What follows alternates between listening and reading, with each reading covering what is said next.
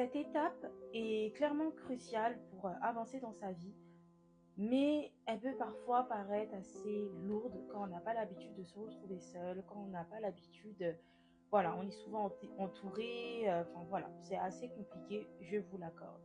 Mais je pense que cette étape est quand même cruciale pour pouvoir avancer dans sa vie, parce que tes choix sont souvent drivés par les personnes qui t'entourent indirectement, et tu ne te rends pas forcément compte. Les personnes que tu fréquentes dans ta vie ont de l'impact dans ta vie sans que tu le saches. Donc quand tu te retrouves parfois en retrait à te concentrer sur toi-même, ça te permet aussi de vraiment savoir qui tu es. De vraiment savoir qui tu es. Parce que très peu de personnes sur cette terre savent qui ils sont réellement.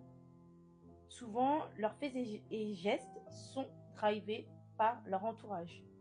Donc là, déjà, ça va te permettre aussi de maîtriser ta personne au maximum, de maîtriser chaque fait et geste. Enfin voilà, de te maîtriser au maximum. Donc ça, c'est un autre épisode très court où je voulais vous dire aussi que je comprends que ça doit être un exercice pas très facile, mais au fur et à mesure, vous allez voir l'importance de cela.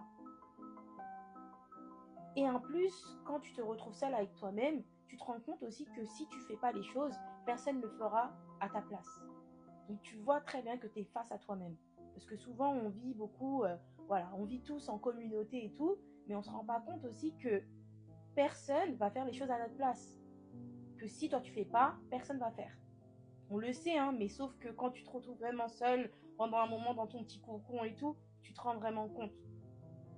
Et après, je vais faire la